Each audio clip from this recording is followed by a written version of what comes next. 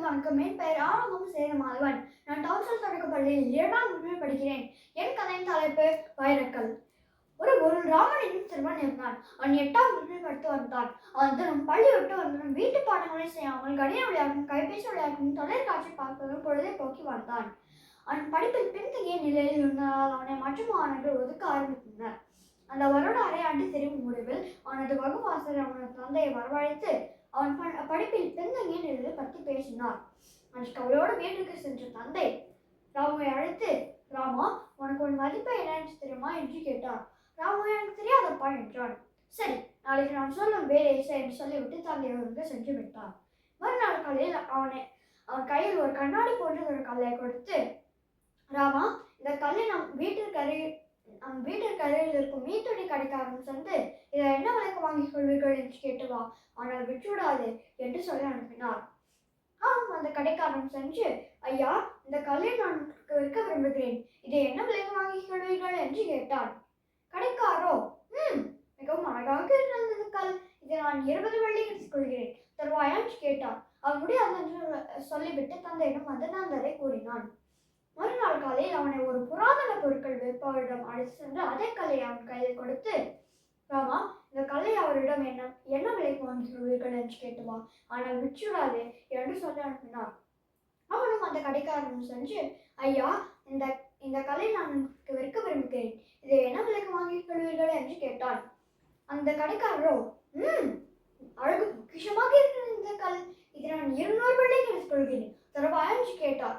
அவன் முடியாது என்று சொல்லிவிட்டு தந்தையிடம் வந்து நந்தரை கூறினான்.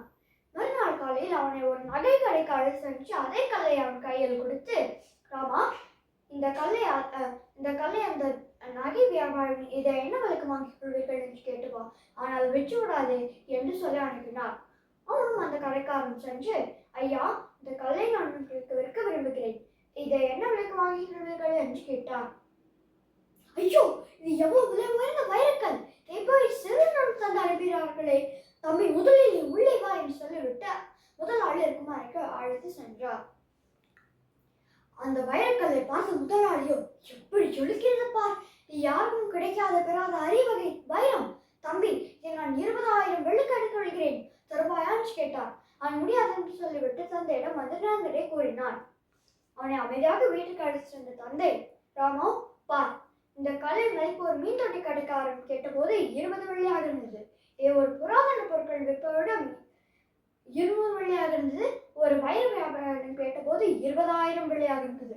இப்போது சொல், இந்த கல்லின் மதிப்பை தீர்மானிப்பது யார் என்று கேட்டார். நிச்சயமாக இந்த கல்லின் மதிப்பை உணர்ந்து கொண்டவர்கள் தான் இதன் மதிப்பை தீர்மானிப்பேன் என்றார் ராமன். சரியா சொன்னாய். வாழ்க்கை என்ற விலை மதிப்பு மிக்க வைரக்கல் நாம் ஒவ்வொருவருக்கும் இயற்கையால் வழங்கப்பட்டுள்ளது. அதன் மதிப்பை உணர்ந்து தன்னையும் தன் வாழ்க்கையை உயர்த்திக் கொள்வதும் தான் சிறந்த மனிதன். சிறுவனான உனக்கு அறிவு என்ற வைரக்கல் கிடைத்திருக்கிறது. அதை பட்டை தீட்டும் தான் பள்ளிக்கூடம். அதை பயன்படுத்தாமல் வீணாக பொழுதை போக்கி விரயம் செய்ய போகிறாயா, நேரத்தை நன்மையில் பயன்படுத்தி வாழ்வு உயரப் போகிறாயா, சொல் என்று கேட்டார். அப்பா, என்னை மன்னித்து விடுங்கள் அப்பா, எனக்கு வாழ்வின் மதிப்பு புரிந்து விட்டது, என்னை வழி நடத்துங்கள் அப்பா என்றான் ராமன்.